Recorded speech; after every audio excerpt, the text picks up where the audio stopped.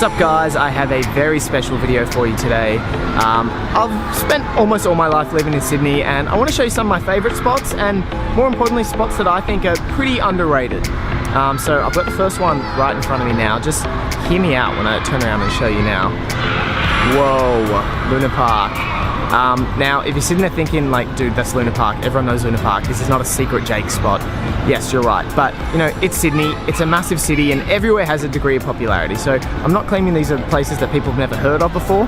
I'm saying these are places that probably aren't at the top of a lot of people's lists, and let's say someone was coming to Sydney for 2 weeks, there's a good chance they might miss them, and I don't think you should. I think they're pretty good places. So let's go into the first one.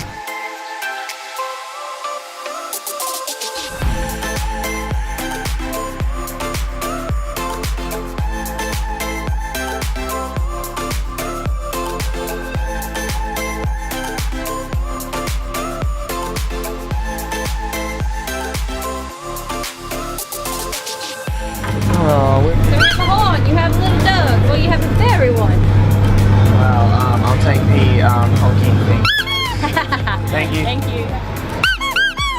Yeah. You saw how prime this location was, and now look how many people there are. It's empty. Underrated claim justified.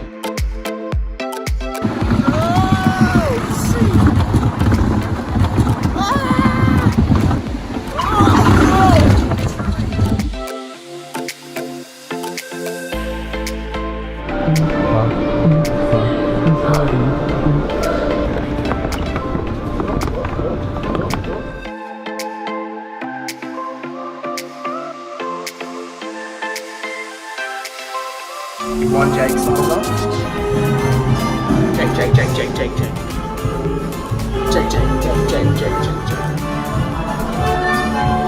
Okay, but like legit now I'm lost. Luna Park is actually sick. I just had the best time ever, and I think the trick is you have to like know what it is like, and it's not a theme park, it's not Disneyland. You're not flying your kids across the world to spend 3 days here. You know, you can just come for a few hours. It's free entry, so you can just pop in and just kind of enjoy the fun atmosphere. My next spot is really just kind of a little add-on to the first one, because I'm about to give you some love advice here. Doing these together, doing a little combo, is the ultimate date night. Just around the corner from Luna Park is Blues Point, which is so quiet considering it would have to have pretty close to the best like front-on view of the Harbour Bridge in Sydney. So my advice, go to Woolies, grab some snacks, come down here for a couple of hours with a little picnic rug, then head over to Luna Park afterwards. The ultimate date night.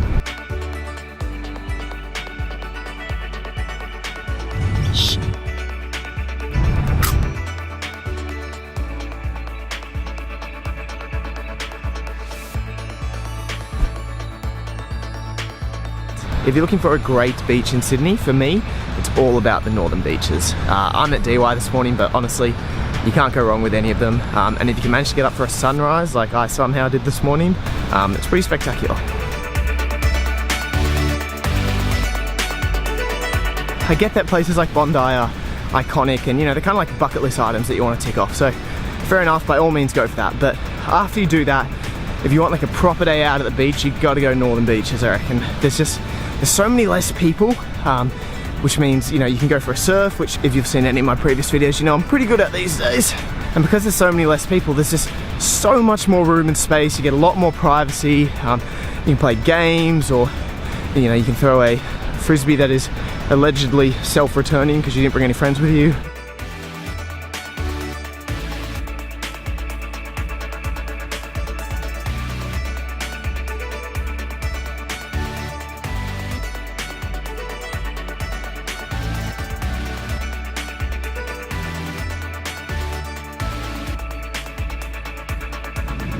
This is it, the last one. No second take. Whatever happens is making the final video.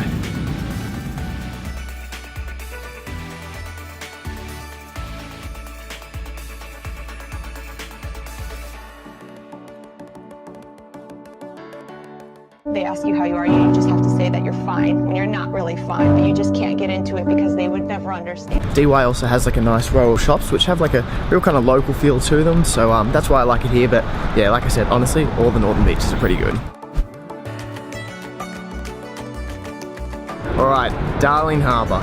Now, I definitely will admit that this is a bit of a stretch to call underrated, I know, but I wanted to go somewhere in the city, and I think it's definitely not as popular as Circular Quay, and in my opinion it's much better, so maybe on a technicality we'll claim that. Probably not, I don't know, but look, we're here now, let's just move on, okay? And Darling Harbour, it has everything in abundance, as you can see behind me.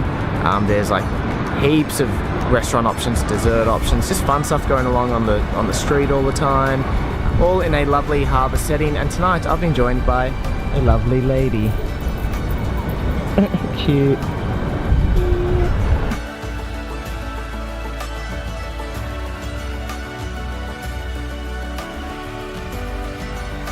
Sorry, it's definitely not underrated.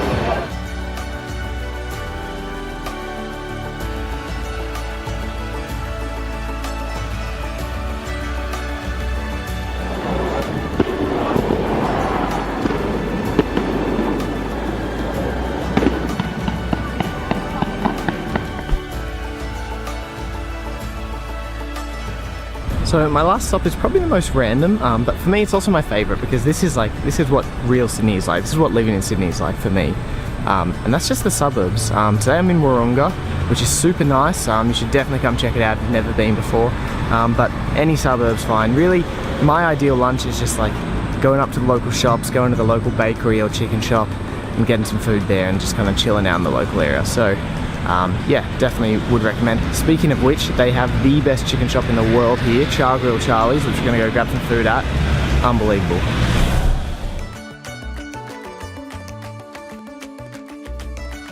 Oh.